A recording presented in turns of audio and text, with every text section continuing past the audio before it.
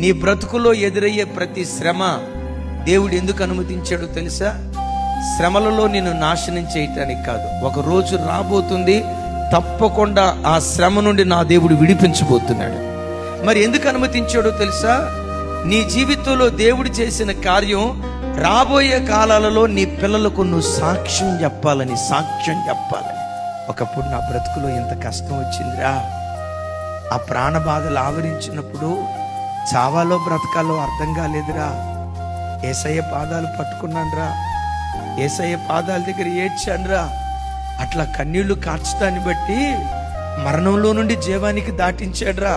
నీ బ్రతుకులో నీకేదైనా కష్టం వస్తే యేసయ్య పాదాలు పట్టుకోరా. నన్ను విడిపించిన దేవుడు నిన్ను కూడా విడిపిస్తాడని, నీ పిల్లలకు నీ బ్రతికే ఒక సాక్ష్యంగా ఉండాలని, సాక్ష్యం కొరకే నీకు శ్రమను అనుమతించాడు.